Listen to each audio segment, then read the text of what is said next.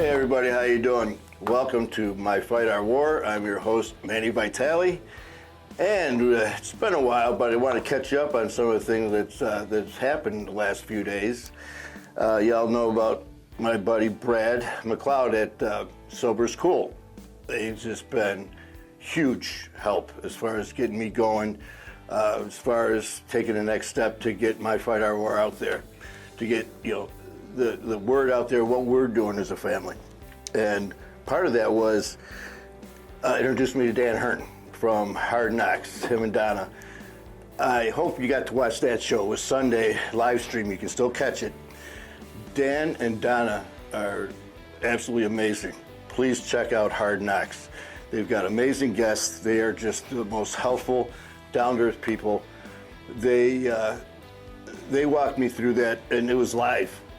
Live streaming me, who'd figure that? And they made it seem like it was just, walk in the park. So big shout out to them and Hard Knocks. And just a few of you that, let you know about My Fight Our War and what it is as it's a group, it's a family. And I started on January 9th. And because I started my recovery, January 27th, 2020 was my last drink. And that's when I was told I had 6 weeks to live. Long story short, I'm still here.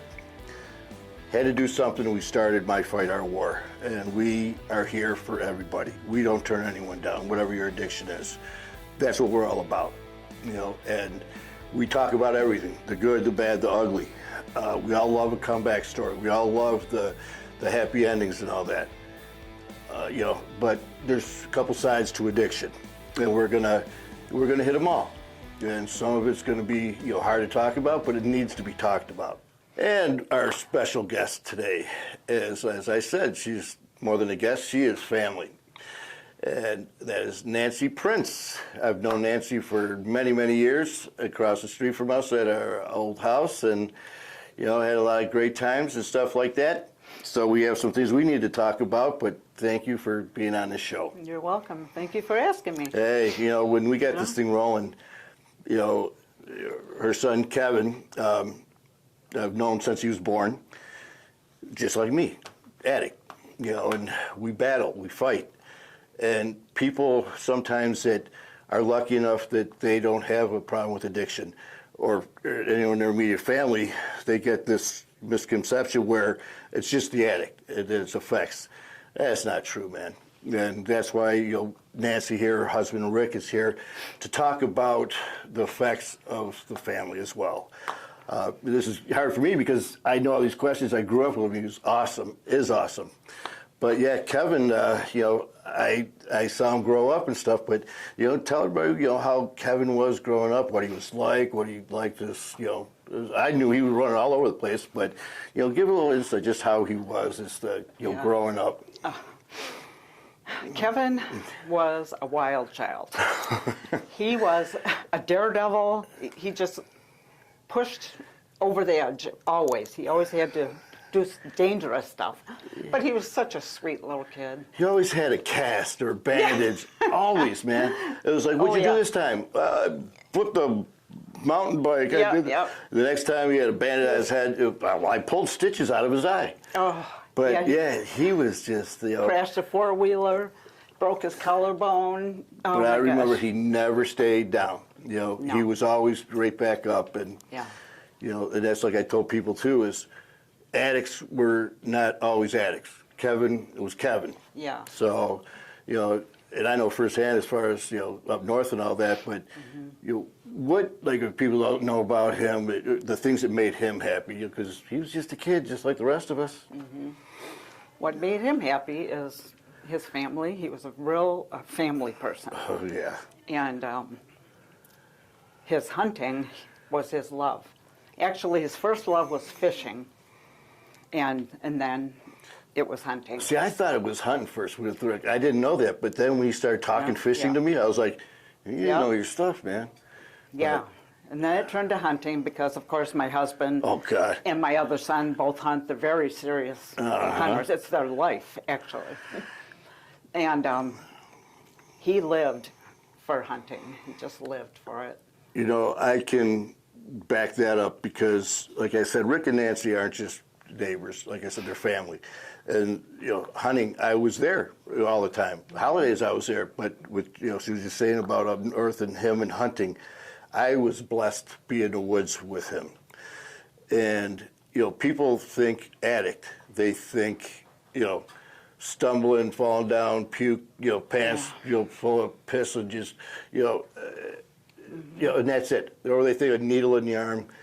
They don't see that shine and he had in his eye. When we were walking those woods, he lit up.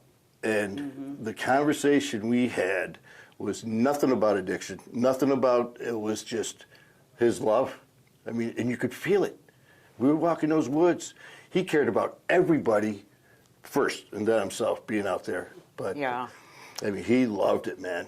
And, And he was so serious. He read all the books, you know, and he knew everything about deer hunting and deer and all that. He wasn't just some fly-by-night hunter. He was very well, serious. he had some big Yeah. shoes to fill. And that's another thing I remember about Kevin is I didn't, see, I have both sides of it because I knew Kevin, I knew Kevin the addict, I knew the things that happened. So when we were hunting and stuff, I'm thinking, just like people see me now, you know, they're like, Right. who is that guy? You know, they're used to the, you know, all angry, mad, falling down drunk, fighting, Yeah. you know, and then they see me here, they're like, that guy's actually, you know, got a full He's a butt. person. Yeah. But like Kevin, I was expecting, you know, just grab a gun, go in the woods, sit there. You know, that's Yeah. and that was my fault because seeing, you know, the turmoil and all that, he taught me so much, you know, tracking, different yeah. conditions. And you Yeah. could see the joy in his face just by teaching me. And when he was up in his tree stand, oh my gosh, he was in his glory. I mean, he loved God. He loved Jesus so much. And he just would look out at the nature, all the beautiful scenery that God created, and he was just in his glory. Yep. He loved it. I hunted his stand, and it was overlooking by buds. And I remember being up there, and I remember saying, I feel honored to be in this tree. And I just remembered that you know, it just really upsets me because that's another thing. Tell people how you feel. Don't assume they know, or yeah, they know I love, yeah, they do, but you know what, tell them, because that time in the woods with Kevin meant so much to me, I didn't tell him, because it was just nice at the time. Right. And then, you know, I was thinking about this after the fact, I mean, it was such a great experience just being out there with him, and I never said it. You know, so everyone, please, that is being all ticked off at your kid or loved one that's an addict and all that. You know, it's just you got all that anger and stuff, but remember, man, you know, there's a caring person in there with feelings. Yes. So, and that's Kevin, man. And another thing with Kevin, he was super emotional and sensitive. And I think most kids, well, he had ADD and growing up. And I think most kids that had ADD are like that. They're emotional, so sensitive to everything. And I think that may have played a part in his addiction because it's hard for him to deal with certain things. But he was just like me. Me and him were so close. I'm sensitive, I'm emotional. My other two kids are not. Me and That's more Kevin like Rick, you know. are, But yep. yeah, and he just, and then another thing, people, they think, you know, the addicts that mean, tough, or not tough, but ornery and all that. Yeah. Kevin was, He was never you know, like that. I mean, I was that idiot. That was me. I was the mean asshole. But like Kevin had a heart of gold, man. And Around us. Yeah, and even at his darkest times, he's reaching out to everyone. This was me. He's having his issues. I went to Rick and Nancy. They have been there for me and prayed for me so many times. So I wouldn't be here if it wasn't for Rick and Nancy. And they reached out, and that's why I'm here. So, you know I love you. Yeah. And Kevin, I went over there. Here's a guy who's battling. I mean, that guy, he was fighting, and he took time to talk to me, not him. We took a walk, and he said, "Manny, you're the toughest guy I know. You're going to beat this." And then he followed up with, "Well, you should have been dead 4 times that I know of." I'm like, "Oh, you had to throw that in there." But he just was so giving, and people don't see that when they see the addict come out. Right. They think we're selfish and weak. Kevin was far from weak, man. Yeah. And he worked his butt off. And he never gave up on his addiction. I mean, he fell so many times. He was in rehab probably 15 to 20 times. You know what? That's what I wanted to hit on, because I grew up with him. How old was he when you kind of thought that there may be an issue? Nothing real serious, but there. How old was he when? Around 14 years old, he started. See, I was 15. Doing things, stupid things. Was it? That's when he started smoking marijuana in school and everything. And I think he was selling. Was it was drinking, or was it more the? It was more weed. More, yeah. Okay. That's how it started, and then. Because I didn't even know here. And all he my life, told me so. he smoked every day, and I never smelled it on him.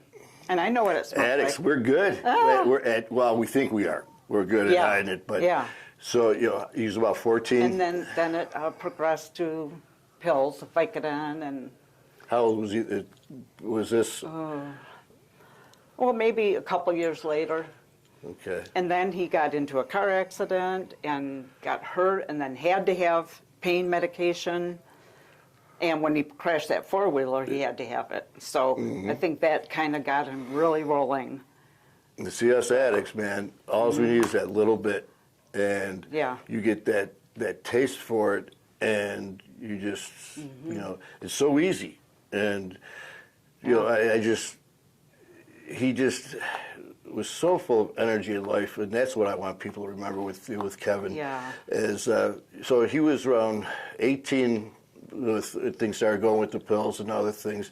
Yeah. When did it get to the point when you're like, okay, things are beyond, When he was 28, I believe, or 26, he came to me at 1 o'clock in the morning, woke me up, and said, "Mom, I'm using crack and I need help." Did you know before that? No, I didn't. No. And he always wanted help every single time, but, he just couldn't. So how, 28? Yeah. So he just walked in your room and you had no idea he was saying at that time. It was on Lindsay's birthday. Never forget that. That's another thing, man. If someone's just all of a sudden a kid, or not even a kid, adult, whatever, you see these changes, don't just brush them off, man. I mean, the littlest things, like Nancy said, here, 28 years old, using, and smoking every day, no one knew. You're good at hiding things. I knew something was wrong. I knew he was doing pills or something, but... So that night when he came in, was he, going through, not, sometimes with addicts, if you don't have it, that's when those emotions start flying. Yeah. So was he just, or was it one of those things where it just hit him here? Because he had his heart, man, his heart and soul. Yeah, I think you can't lie about that. So. Yep. He just, and we were really close, and we kind of sensed each other's feelings and stuff all the time. So when he told me that, the 28 he came in and told you that. What happened after that? I mean, like the next day when you wake up and now. And then, we went to talk to the pastor at my church. He agreed to do all that. And then we had it set up for him to go to Life Challenge in Muskegon. Like a rehab center? Yeah, it's a Christian rehab. It's a year-long program. So we drove him to Muskegon. The next day, he turned around and came home.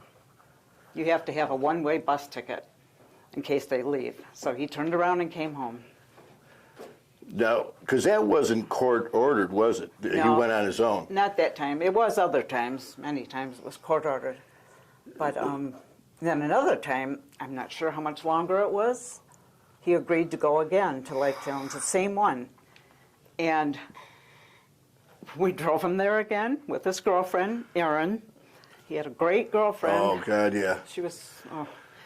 And same thing happened. He turned around and came home the next day. No, was he just? Was it one of those things where I'm not like them. No. I don't need their help, or was No, he just couldn't deal with it. I Yeah. think he couldn't deal with being away from Aaron, or It's scary, man. It is. It's scary. it's terrible.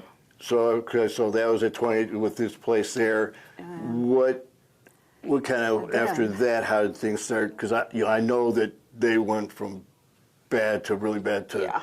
Yeah. So just kind of walk Really us bad. through the different Yeah. steps. I mean, if there's stuff you don't want to talk, don't talk about it. Just like addicts, man. There's no wrong time. There's no right time. You talk when you want to. Family Mm-hmm. members. There's certain things you discuss because you want to help and get it out, but there's some things that they own. It's personal. Yeah. So if there's anything you don't want to talk about, don't. But Oh, no. no, I let don't us mind know. talking about any of it. But it might have been around 30 or something like that. He was in a rehab, I can't remember the name, Harbor Light in Mount Clemens yeah, for yeah. 3 months. And he started going through detox really bad, and they wouldn't do nothing about it there, so we had to go pick him up. Me and Lindsay went and picked him up. How long was he in that one for before you picked him up? Well, he just got there at Oh. that time, and he had to go through detox. Oh, so I they gotcha. said, take him to a hospital or something, deal with that, then you can bring him back. And that was bad. That was bad. So we took him to St. John's, and they didn't do anything for him. Really, they don't give you much in the hospitals. They'll give you something to kind of calm the nerves and stuff Yeah, like that. yeah. But so they left that place. He went to St. John, and then how did And that? another time, he was we took him to the emergency room because he always faked that he was sick so he could get more Pain medicine. pain medicine. We were at Lindsay's graduation from medical assistant, and he faked being sick, so we had to leave the graduation and drove him to Bon Secours Hospital, and I remember I heard him telling the nurse that it was heroin that he was using, and I didn't know that at the time. Just like you didn't know about the crack. I didn't know. Oh. Yeah, and that really was hard to hear. Wow. That it was heroin. So, yeah, and he went to rehab a few more times after that, and just never could. As soon as he got out, he fell right back into the same old way.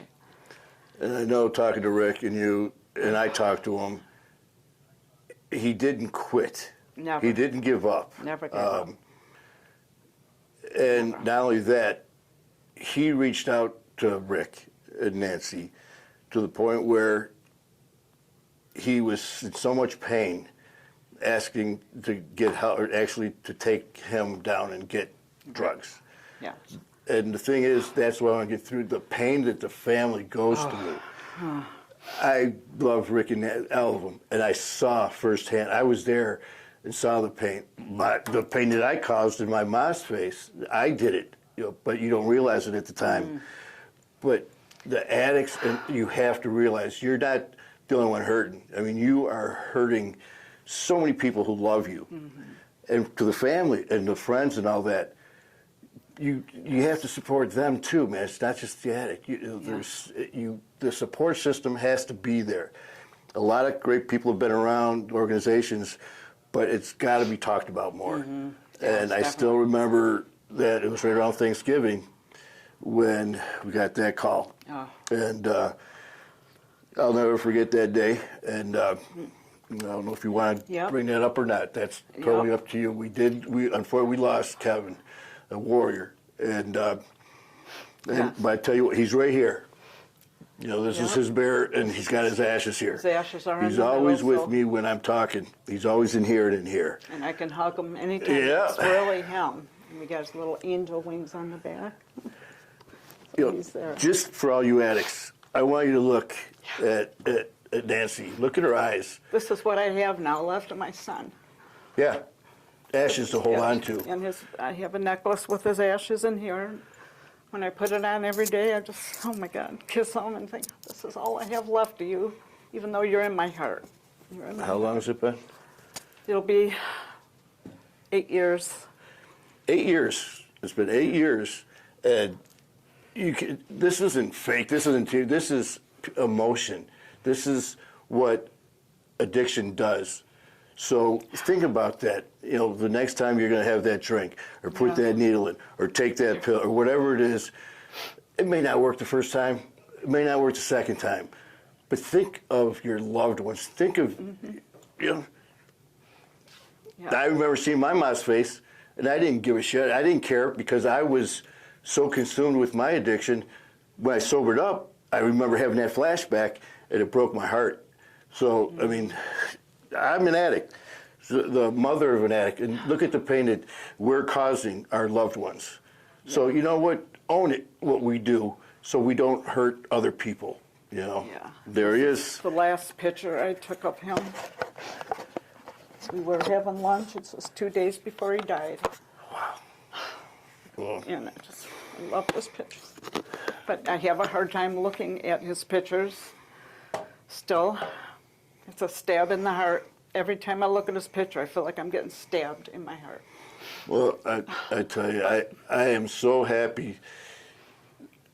I knew this was going to be a different interview. When I first knew I was going to do it, I was like, yeah, this is great. Wait, this sucks because, the memories and all that. And, but I knew you and Rick would jump right in to help. And I appreciate it. You helped me. You always help me. You're continuing to help me. And you just help God knows how many people. And I hope that you all listen. Not only listen, use your eyes. Pain is real. And, so thank you so much. I love you so much. You and Rick are forever my family, and and so my little brother, and right now he's on the outskirts of heaven. Yes, he is. So In a white farmhouse. thank you so much, and so that's what we're gonna wrap it up there. But we're gonna wrap it up. Just a couple things. Think. And it's hard for an addict to think, because we're not in the right frame of mind. And usually it's afterwards we feel bad. But, her face, my mother and all that, we're not just hurting ourselves. So just think about that. And, thank you. And, we're going to see you again real soon. And we're going to attack whatever comes up, because that's what we do at My Fight, Our War. So please tell your friends, check us out. And also, Donna, Hard Knocks, Brad McLeod, Sober's Cool. Check them out. Thanks a lot. Once again, My Fight, Our War. This is Manny Vitale. We'll see you soon.